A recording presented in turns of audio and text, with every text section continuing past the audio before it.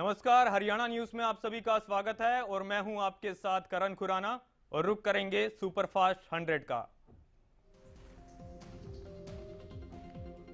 प्रमोद सावंत एक बार फिर गोवा के मुख्यमंत्री बन गए हैं। उन्होंने सोमवार को श्यामा प्रसाद मुखर्जी स्टेडियम में गोवा के सीएम के तौर पर शपथ ली।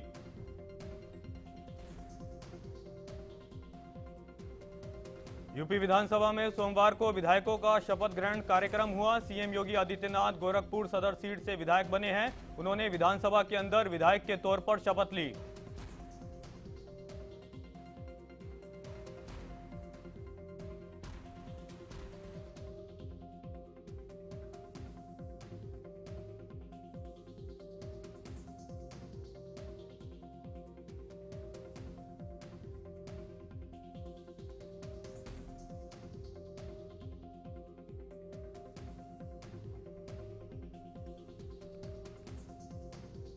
यूपी विधानसभा में शपथ ग्रहण के दौरान जमकर नारेबाजी भी हुई। सीएम योगी की शपथ के दौरान जय श्री राम के नारे लगे।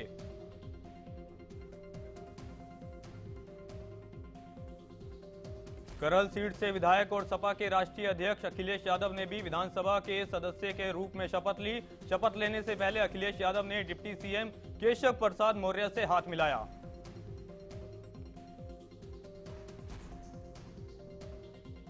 यूपी विधानसभा के अंदर पहली बार सीएम योगी आदित्यनाथ और सपा के राष्ट्रीय अध्यक्ष अखिलेश यादव की मुलाकात हुई। इस दौरान दोनों नेताओं ने मुस्कुराते हुए गर्मजोशी से हाथ मिलाया।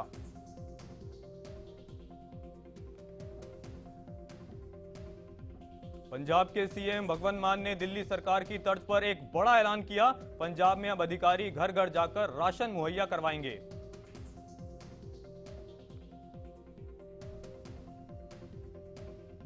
पंजाब में घर घर राशन पहुंचाने के लिए डोर स्टेप डिलीवरी शुरू होगी। भगवंत मान ने सोमवार सुबह वीडियो जारी कर इस बात का ऐलान किया।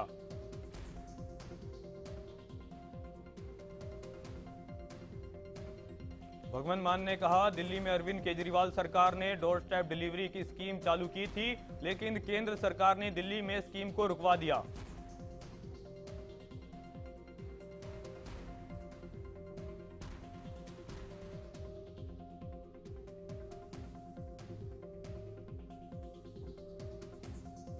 हिजाब विवाद मामले में मुस्लिम पर्सनल लॉ बोर्ड ने सुप्रीम कोर्ट का रुख किया है। मुस्लिम पर्सनल लॉ बोर्ड ने कर्नाटक हाई कोर्ट के फैसले को सुप्रीम कोर्ट में चुनौती दी है।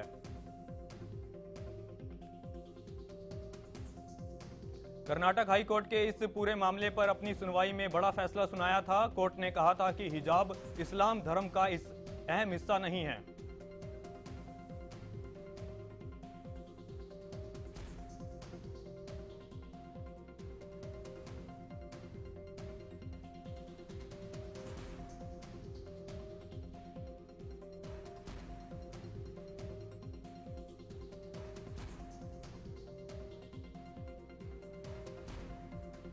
यूपी के कुशीनगर में बीजेपी के लिए प्रचार करने वाले मुस्लिम युवक बाबर की हत्या से लखनऊ तक हड़कंप है। वहीं इस बीच बाबर की हत्या पर सीएम योगी ने दुख जताया है। सीएम योगी ने बाबर की हत्या मामले में जांच के आदेश दे दिए हैं। आरोप है कि बाबर को उसके ही रिश्तेदारों ने इतनी बुरी तरह से पीटा कि उसकी मौत हो गई। बाबर के घर वालों का आरोप है कि 20 मार्च को बीजेपी की जीत पर मिठाई बांटने से प्रधान नाराज हो गए और उसकी पिटाई कर दी। इस दौरान उसकी मौत हो गई। पेट्रोल डीजल के दाम में लगातार बढ़ोतरी का सिलसिला जारी है। सोमवार को पेट्रोल के दाम में 30 पैसे जबकि डीजल की कीमत में 35 पैसे की बढ़ोतरी दर्ज की गई। पेट्रोल डीजल के दाम में हुई बढ़ोतरी के बाद दिल्ली में पेट्रोल 99 रुपये 41 पैसे प्रति लीटर हो गया है, जबकि डीजल की कीमत 90 रुपये 87 पैसे प्रति लीटर हो गई है। बीते एक हफ्ते में पेट्रोल 4 रुपये लीटर महंगा हो गया है।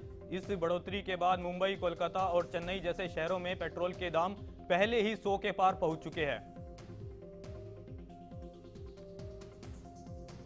1 अप्रैल से केएमपी एक्सप्रेस वे पर सफर महंगा हो जाएगा। सरकार ने टोल टैक्स पर 10% बढ़ोतरी का फैसला किया है। नई दरें 31 मार्च से आधी रात को लागू होगी। देश में एक बार फिर टोल कलेक्शन सिस्टम बदलने जा रहा है। टोल प्लाजा से फास्टैग सिस्टम को हटाया जाएगा और जीपीएस ट्रैकिंग से टोल वसूला जाएगा। जीपीएस से टोल टैक्स का सिस्टम कई यूरोपीय देशों में सफल हो चुका है। अब इसे भारत में लाने की तैयारी चल रही है। इस सिस्टम को सैटेलाइट नेविगेशन ट्रोलिंग सिस्टम कहते हैं।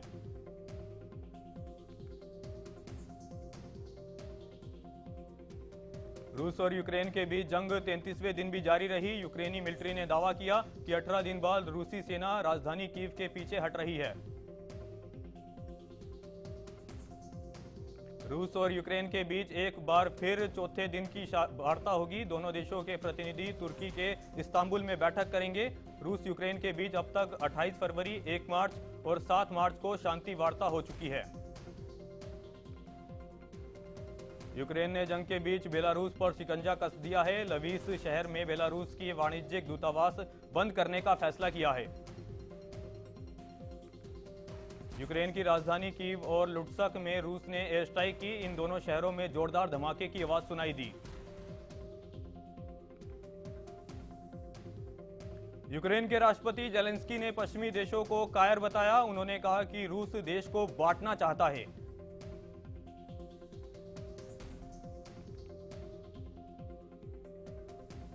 देश में कोरोना के मामलों में गिरावट का सिलसिला लगातार जारी है। पिछले 24 घंटे में कोरोना वायरस के 1421 नए केस सामने आए हैं।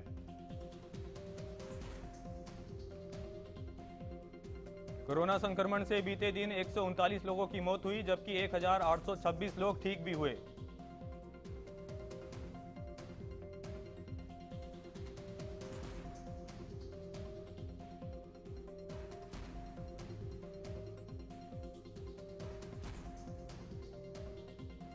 कोरोना संक्रमण के नए मामलों की पुष्टि के बाद देश में अब कुल 16,187 एक्टिव केस है।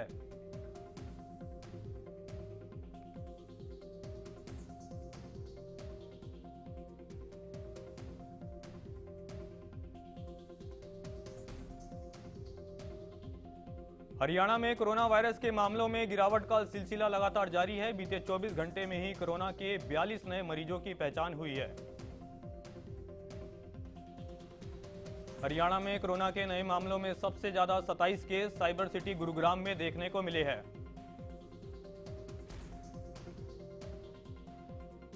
पिछले 24 घंटे में 59 कोरोना मरीज रिकवर होकर घर भी लौटे। बीते एक दिन में 11,000 से ज्यादा लोगों को कोरोना वैक्सीन की पहली और दूसरी डोज लगाई गई।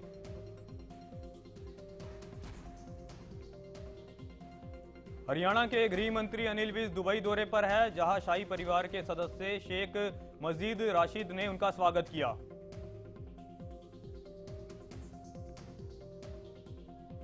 अनिल विज दुबई में आयोजित ग्लोबल इन्वेस्टर ग्रोथ समिट में हिस्सा लेने के लिए पहुंचे हैं, जहां उन्होंने समिट को संबोधित भी किया। समिट को संबोधित करते हुए अनिल विज ने कहा कि आज भारत उद्योग और निवेश के क्षेत्र में तेजी से आगे बढ़ रहा है। अनिल विज ने कहा कि हरियाणा को भारत का औद्योगिक पावर हाउस माना जाता है। इस दौरान अनिल विज ने विभिन्न बिजनेस लीडर्स के साथ भी बातचीत की।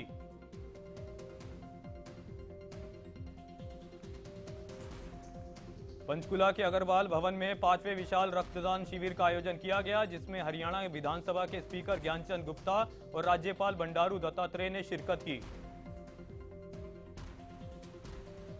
कार्यक्रम को संबोधित करते हुए राज्यपाल बंडारू दत्तात्रेय ने कहा कि रक्तदान से बड़ा कोई दान नहीं है। उन्होंने कहा कि रक्त व्यक्ति को जीवन देता है।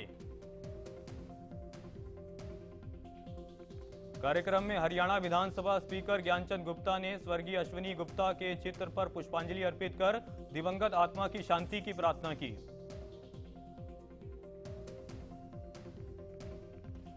स्पीकर ज्ञानचंद गुप्ता ने कहा कि उनके सुपुत्र अश्विनी गुप्ता का 2006 में 28 मार्च को एक सड़क दुर्घटना में देहांत हो गया था। अश्विनी गुप्ता की समाज सेवा के प्रति काफी रुचि थी। स्पीकर ज्ञानचंद गुप्ता ने अश्विनी गुप्ता मेमोरियल ट्रस्ट की स्थापना भी की, जिसके माध्यम से पिछले 16 सालों से समाज सेवा के काम और खेल प्रतियोगिता का आयोजन किया जा रहा है।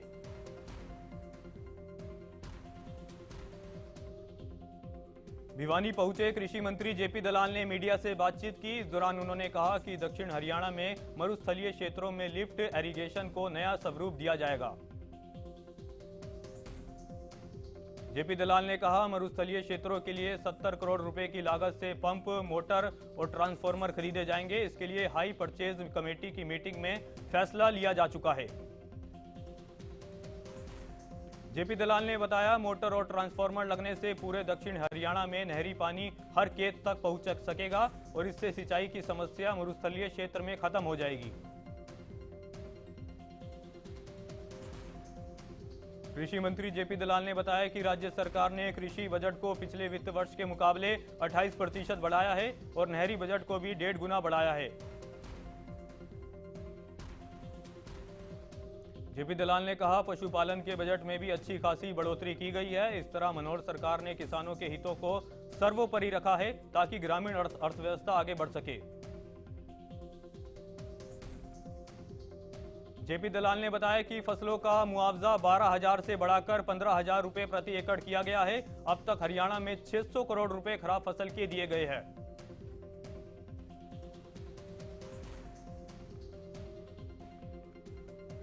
भिवानी के गांव बोपाड़ा में भगवान परशुराम और चंद्रशेखर आजाद की प्रतिमा का अनावरण किया गया। इस अवसर पर चंद्रशेखर आजाद के नाम से पार्क का भी उद्घाटन किया गया। उद्घाटन समारोह में सांसद धर्मवीर सिंह, राज्यसभा सांसद डीपी वत्स और रोहतक से के सांसद अरविंद शर्मा ने मुख्य अतिथि के तौर पर शिरकत की, जिसमें प्रतिमा का अनावरण कर ग्रामीणों को समर्पित किया गया।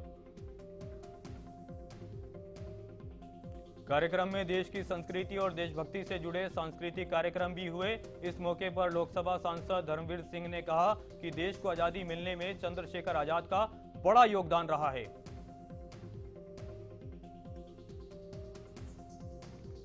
लोकसभा सांसद धर्मवीर सिंह ने कहा कि भगवान परशुराम ऐसी शख्सियत रहे जिन्होंने हर वर्ग के लिए सम्मान काम किया। उन्होंने कहा कि भगवान परशुराम ने अत्याचार के खिलाफ अवतार लिया था। वहीं इस दौरान धर्मवीर सिंह ने कहा कि आज देश में भ्रष्टाचार जैसी बुराई बड़े स्तर पर पनप रही है, जिस पर देश के प्रधानमंत्री नकेल कसने में लगे हुए हैं।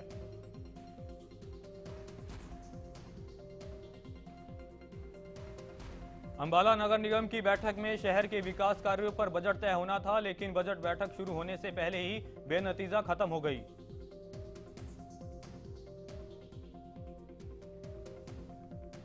नगर निगम की बैठक में रूबी सोदा की गिरफ्तारी को लेकर पीड़ित परिजनों ने जमकर हंगामा किया, लेकिन बिना किसी कार्रवाई के ही मीटिंग को रद्द कर दिया गया। 16 फरवरी 2021 को हुए अरुण हत्याकांड में 10 लोगों के खिलाफ मामला दर्ज किया गया था, जिसमें 9 लोगों की गिरफ्तारी हो चुकी है, लेकिन वार्ड नंबर 14 के पार्षद रूबी सोदा की गिरफ्तारी अभी तक नहीं हुई है। करनाल में पूर्व विधानसभा स्पीकर और कांग्रेस नेता कुलदीप शर्मा ने अपनी ही पार्टी पर निशाना साधा। उन्होंने कहा कि बीते 8 सालों से कांग्रेस का कोई संगठन काम नहीं कर रहा है।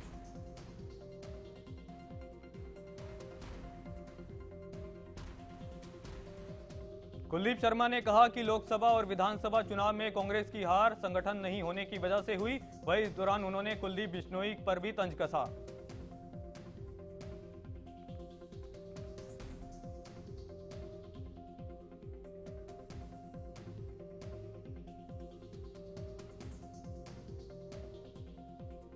भारत सरकार की नीतियों के खिलाफ सेंट्रल ट्रेड यूनियन ने 28 और 29 मार्च को बंद बुलाया है, जहां भारत बंद के पहले दिन कई आवश्यक सेवाएं प्रभावित हुई।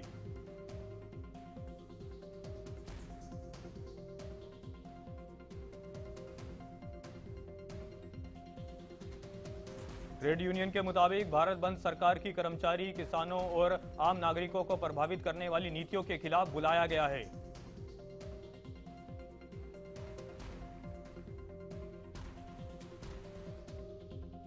सोमवार को हरियाणा, पश्चिम बंगाल, केरल समेत कुछ राज्यों में भारत बंद का असर देखने को मिला, जबकि कुछ राज्यों में भारत बंद बेअसर रहा।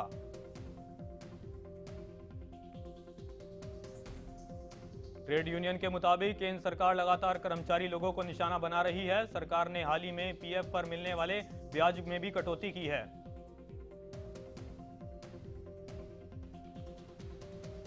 ट्रेड यूनियन ने कहा, लगातार पेट्रोल, डीजल और एलपीजी की कीमतें बढ़ रही है। साथ ही बैंक कर्मचारी निजीकरण के खिलाफ बंद में शामिल हुए।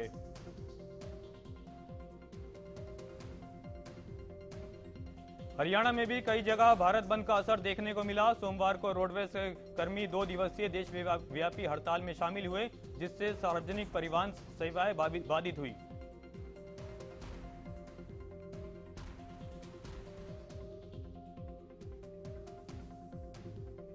चरखी दादरी में बंद के दौरान डिपो के कर्मचारियों ने जमकर नारेबाजी की। इस दौरान पुलिस बल में आपस में धक्का मुक्की भी हुई। वहीं सवारियां भी इधर उधर घूमती नजर आई।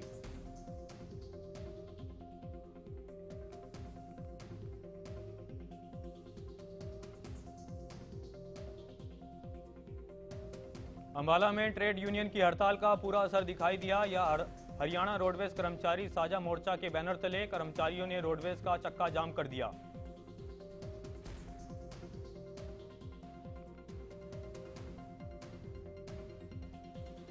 फतेहाबाद में बंद के दौरान रोडवेज कर्मचारियों ने बस स्टैंड के एक गेट पर ताला जड़ दिया, जबकि दूसरा गेट कर्मचारियों ने आने के लिए खोल रखा।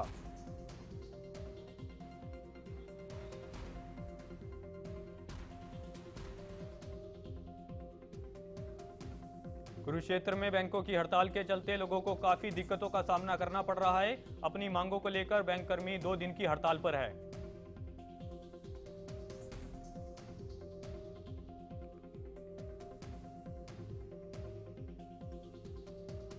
कर्मचारियों ने बैंक का कामकाज बंद रखकर रोष प्रदर्शन किया और सरकार ने से पुरानी पेंशन योजना को बहाल करने की मांग की।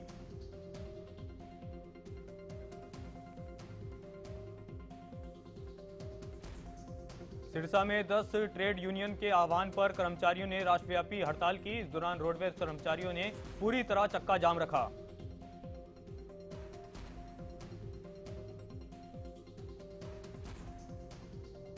सिरसा के हाड़ीखेड़ा के पास प्रदर्शन कर रहे कर्मचारियों ने 7 बसों को रुकवा दिया। बता दें, इन सभी बसों को किलोमीटर स्कीम के तहत गुपचुप तरीके से हिसार और फतेहाबाद समेत अलग अलग रूटों पर भेजा जा रहा था। रोकी गई सभी बसें बिल्कुल खाली थी। इसमें ना तो परिचालक था और ना ही सवारियां थी, जिसके बाद सभी बसों को वापस सिरसा ले जाया गया।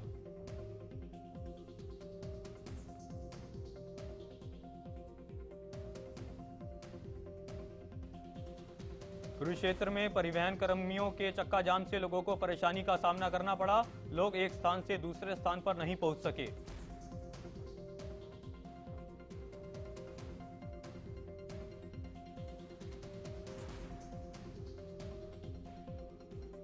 फरीदाबाद में कर्मचारियों ने कहा कि उनकी सालों से चल रही पुरानी मांगों को पूरा किया जाए, जिसमें पेंशन लागू की जाए। कर्मचारियों ने सरकार से मांग करते हुए कहा कि हरियाणा में करीब 17,000 नई बसों को शामिल किया जाए, साथ ही नए ड्राइवरों की भर्ती भी की जाए।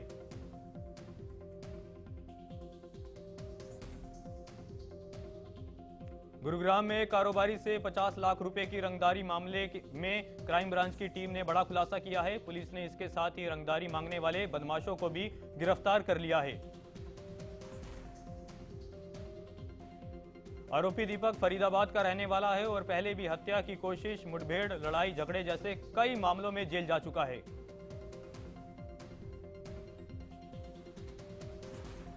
जेल से बाहर आने के बाद दीपक ने कारोबारी से 50 लाख रुपए की फिरौती की मांग की थी।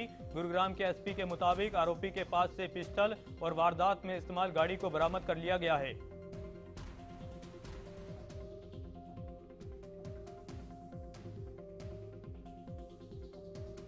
रोहतक में पुलिस की CIA-1 टीम ने इनामी बदमाश को गिरफ्तार करने में कामयाबी हासिल की है। मुखबिर की सूचना पर कार्रवाई करते हुए टीम ने नवीन उर्फ भंडर को गिरफ्तार किया।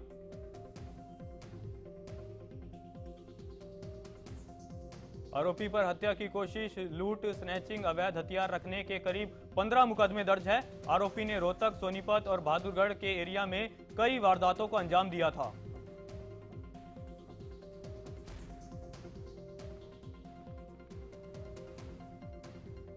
नवीन के ऊपर पुलिस ने 10,000 रुपए का इनाम घोषित किया था। फिलहाल पुलिस नवीन के अन्य साथियों की तलाश के लिए छापेमारी कर रही है।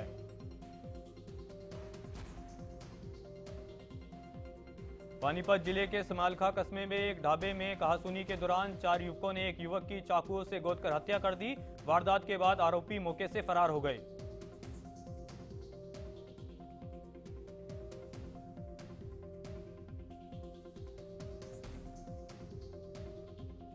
मामले की सूचना पाकर मौके पर पहुंची पुलिस ने परिजनों की शिकायत के आधार पर मामला दर्ज कर लिया है। पुलिस के मुताबिक आरोपियों को जल्द गिरफ्तार कर लिया जाएगा।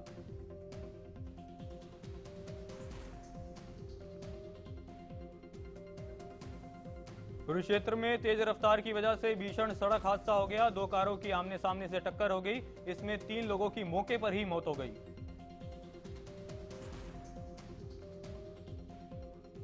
भीषण हादसे में 8 लोग चोटिल भी हो गए। इनमें 2 की हालत गंभीर है। घायलों को कुरुक्षेत्र के एलएनजेपी अस्पताल में भर्ती कराया गया।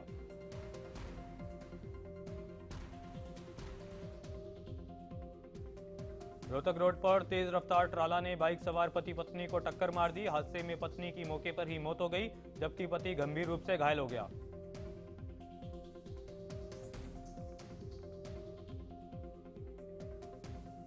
जानकारी के मुताबिक जब बाइक सवार दंपति अपने घर रोहतक की तरफ जा रहे थे तो बेरी के नजदीक किसी ट्राला ने बाइक को टक्कर मार दी। पुलिस ने ट्राला चालक के खिलाफ मामला दर्ज कर लिया है और महिला का पोस्टमार्टम करवा के शव परिजनों को सौंप दिया है।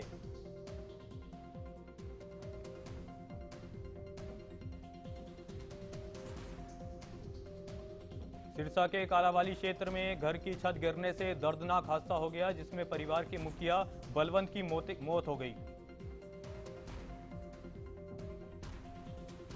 घटना सुबह तकरीबन 6 बजे की बताई जा रही है, जब बलवंत का लड़का सुबह घर से बाहर निकला था कि उसके घर की छत गिर गई, जिससे उसके माता पिता दब गए। बलवंत और उसकी पत्नी दोनों को सिरसा के नागरिक अस्पताल लाया गया, जहां डॉक्टर ने बलवंत को मृत घोषित कर दिया। हालांकि उसकी पत्नी को मामूली चोटें आई है।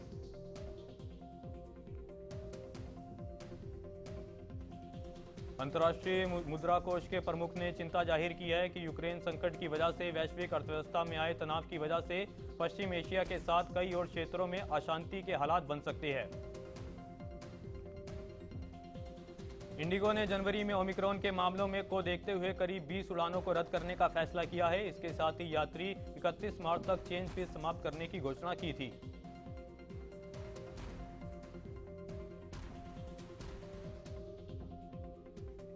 समर को एंजॉय करने और पिकनिक मनाने को देखते हुए इंडिगो ने अपनी फ्लाइट की संख्या बढ़ा दी है। इंडिगो एयरलाइंस 20 एक्सक्लूसिव रूट के साथ 16 खास उड़ानें फिर से शुरू करने जा रही है।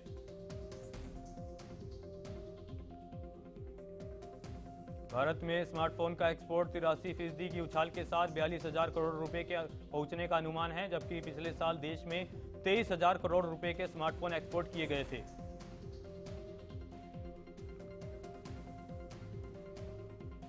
दी कश्मीर फाइल्स के तीसरे वीक का कलेक्शन 211 करोड़ रुपए रहा। इस बात की जानकारी खुद फिल्म और ट्रेड एनालिस्ट तरन आदर्श ने सोशल मीडिया पर दी।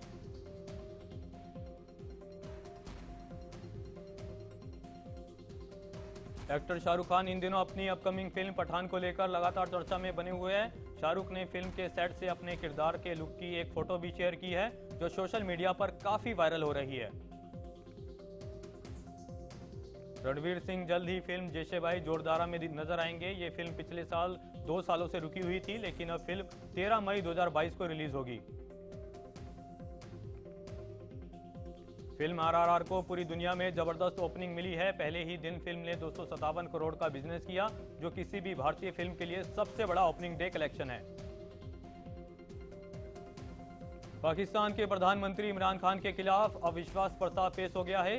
अविश्वास प्रस्ताव 1 से 4 अप्रैल के बीच वोटिंग होने की उम्मीद है। पाकिस्तान संसद ने विपक्ष के अविश्वास प्रस्ताव को मंजूर कर लिया है। शहबाज शरीफ ने अविश्वास प्रस्ताव पर बहस की शुरुआत की। 31 मार्च तक पाकिस्तान की संसद स्थगित भी हो गई है।